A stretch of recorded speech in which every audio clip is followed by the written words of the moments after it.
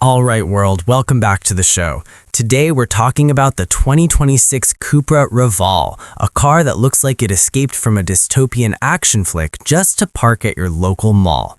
It's got this aggressive shark nose and matrix LED headlights sharp enough to slice through a ribeye steak, making it look like it should be housing a jet engine instead of a battery. I'm telling you, it's like wearing a full suit of tactical body armor just to grab a latte, and I am absolutely here for that kind of visual overkill. Well, Chase, while I appreciate the theater of it all, let's bring it back to reality for a second. Underneath all those angry lines and tough guy posturing, this is essentially just a B-segment hatchback, a high-fashion shopping cart, if you will. It's the ultimate visual scam for anyone who wants to look dangerous while they're actually just circling the parking lot looking for a spot near the entrance. It looks fast, sure, but at the end of the day, it's a compact city car designed for the school run, not a Mad Max chase scene. True, but hey, it charges from 10 to 80% in just 24 minutes. That is exactly enough time to grab a mediocre gas station coffee and sit there rethinking every single financial decision that led you to this exact moment in a charging station. It's not just a car, it's a high-speed therapy session for your bank account. Exactly. So the conclusion is pretty simple for our listeners. The range on the Raval is perfectly fine and manageable, provided you absolutely never use the power you just spent thousands of dollars to acquire. It's a beautiful, fast-charging contradiction on wheels. Listen, you cannot let the tiny footprint of the Cupra Raval fool you because the boot is a literal cosmic black hole. We are talking 441 liters, which is bafflingly large enough to fit your actual luggage and all that heavy emotional baggage from your failed relationships. It is the perfect setup for anyone who wants to escape society while still bringing their entire wardrobe along for the ride. It is certainly a surprising use of volume, Chase, especially when you consider that most rivals in this segment struggle to swallow a single yoga mat. The Raval manages to fit a week's worth of groceries or that mountain of impulse buys from the clearance aisle without breaking a sweat. It's like discovering your favorite bad boy rebel is secretly a master at organizing Tupperware. It's a confusing contrast, but a very welcome one for daily utility. Exactly. It's that tough on the outside, practical on the inside vibe that makes it so wild. You get the aggressive looks of a street racer, but the cargo capacity of a mini SUV, so you never have to choose between looking cool and being able to actually carry your stuff. It's basically the ultimate getaway car for the modern hoarder who still wants to look edgy on the road. Ultimately, it proves that Cupra understands the modern driver's prerogative. The desire for a compact, aggressive aesthetic without sacrificing the ability to haul a significant load. While the exterior screams rebellion, the trunk whispers domestic efficiency, making it one of the most practical urban EVs we've seen in a long time. Step inside the Raval and you'll seriously wonder if you're heading to the office or entering a professional esports tournament. The cabin is this wild labyrinth of sharp angles and neon mood lighting, all centered around a 12.9-inch screen that's so massive it basically has its own zip code. It's the perfect spot to pretend you're a fighter pilot on a top-secret mission while you're actually just stuck behind a yellow school bus. It certainly leans heavily into that gamer aesthetic, Chase, but you can definitely feel the squeeze once you're strapped in. Those cup bucket seats hug you tighter than a debt collector on payday. It's reassuringly secure, I suppose, but you'll feel the pressure during a long commute. And while it looks like the future, the sheer amount of recycled plastic in here makes you feel like you're personally cleaning up the Great Pacific Garbage Patch just by sitting in traffic. Hey, at least you're saving the planet while looking like a total boss in your neon cockpit. It's that rare mix of sustainable and sinister that you just don't see in a boring old hatchback. If I have to be stuck in a jam, I'd much rather be surrounded by sharp, futuristic lines and enough LED glow to be seen from space. Fair point, though I wonder if the novelty of the neon wears off when you realize the interior is more about theater than soft-touch luxury.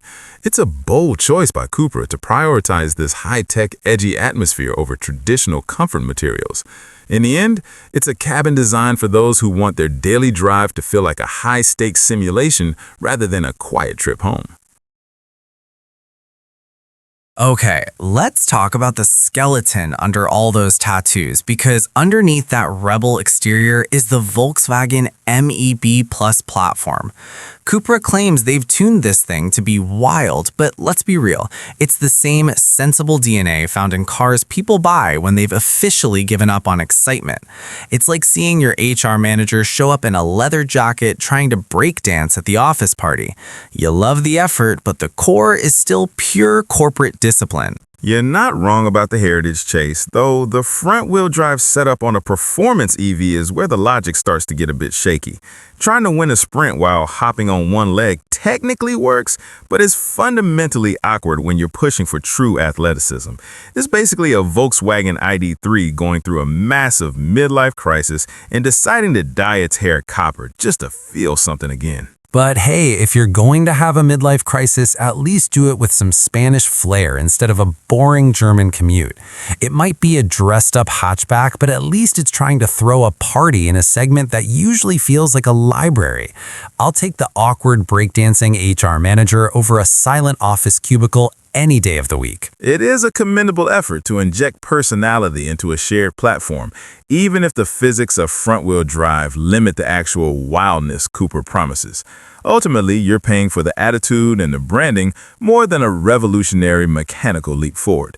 It's a very stylish way to drive a very sensible car, which I suppose is the exact compromise many urban buyers are looking for. Let's talk speed, because the acceleration in this 226 horsepower VZ Extreme version is exactly like a Toxic X switching moods. It is blindingly fast and leaves you wondering what you did wrong before you even realized you've hit 100 kilometers per hour. Launching this tiny thing in under 7 seconds is as exhilarating as accidentally hitting reply all on an email criticizing your boss. It is certainly punchy, Chase, but that twitchy steering makes the whole experience feel a bit high-strung for a daily driver. A single sneeze on the highway could literally send you into the next lane before you can even say, "Bless me." It turns a mundane trip to the local pharmacy into a high-stakes qualifying lap that absolutely nobody in the passenger seat actually asked for. But that is the whole point of a Cupra, right? It's supposed to be a little unhinged and keep you on your toes even when you're just buying milk. This car is so absurdly quick for its size that you will probably be back home and parked before you even remember you forgot the very thing you drove out to buy in the first place. True, but there is a fine line between engaging and just being plain exhausting on a long commute. While the torque is instant and addictive, you have to be constantly on to manage that sensitive front end.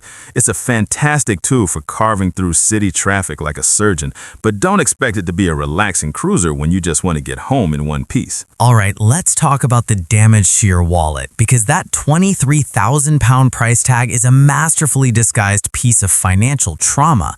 To own this thing, you basically have to choose between a copper-trimmed shark or having a functional relationship with your bank manager. It's the kind of purchase that triggers a heavy family meeting where you look your kids dead in the eye and explain why a cool car is officially more important than their college fund. It is certainly an investment in ego rather than any kind of objective logic, Chafe. And your bank app will definitely be crying for help the moment you sign those papers. While the entry price sounds tempting for an EV with this much attitude, the long-term cost of choosing want over need is something that will linger long after the new car smell fades. Buying this car is essentially the fastest way to transform your savings account into a very fast, very angry-looking Spanish ornament sitting in your driveway. But man, what an ornament it is. Every time you see a reflection in a shop window while driving this beast, you're gonna smirk and forget all about those boring spreadsheets and savings goals. Sometimes life isn't about the college fund. It's about having the sharpest-looking shark on the block that makes every commute feel like a victory lap. If you're gonna go broke, you might as well do it in a car that makes you feel like a movie villain on his day off. It really comes down to whether you value that smirk more than your financial peace of mind, as the Raval offers very little middle ground. For the right buyer, that emotional payoff is worth every penny of the trauma. But for the rest, it's a flashy reminder of a high-interest impulse buy. In the world of EVs, it stands as a loud, proud testament to style over substance. And for some, that is exactly the point.